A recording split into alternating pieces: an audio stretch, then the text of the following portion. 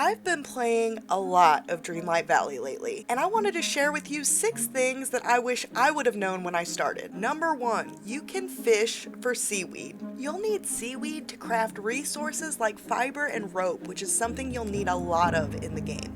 I was going crazy waiting for more seaweed to spawn on the beach. Once I discovered you could fish for it both in ponds and in the ocean, it became really easy to stock up on. You just have to make sure you're casting away from the little bubbles with circles into a random spot on the water, and you'll either come away with a fish or with some seaweed. And despite what I would have thought, I've actually had way more luck doing this at ponds than I have in the ocean. Number 2, digging for clay.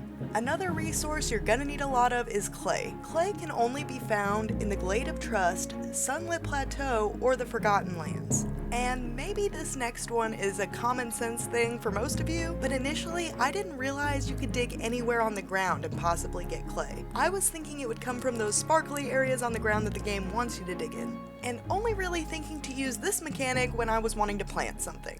It should also be noted that clay is mostly found near bodies of water or where the ground is wet.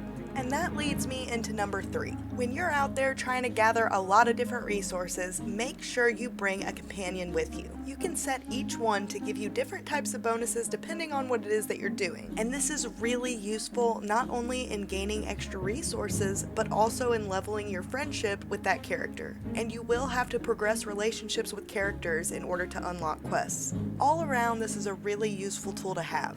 It's helped out a lot since I started doing this. Number 4 is help Moana fix the boat in Dreamlight Valley as soon as you can. Once it's fixed, Moana can go out fishing and bring them back for you to collect. You're gonna need a lot of fish in this game, and this makes it a little bit easier. You can also get seaweed from this as well, and this can of course be upgraded to add more storage and rarer fish and items. Personally, I've been finding it incredibly useful as somebody that doesn't really like to spend a whole lot of time fishing.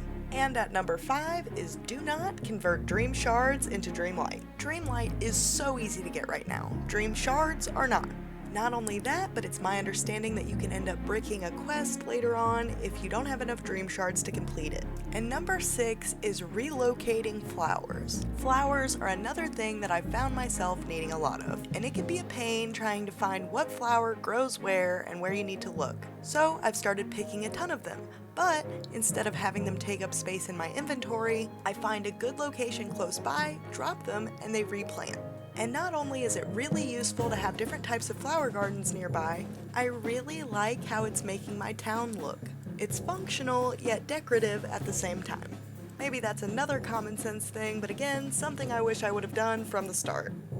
If any of these tips helped you, it would absolutely make my day if you let me know in the comments down below. Or if you feel like this video was a terrible waste of time and all of my tips were common sense, you can let me know that too. I am open to absolutely any and all feedback. Hitting that like button also helps me know that you liked this video. Thanks again everyone, and I will see you next time.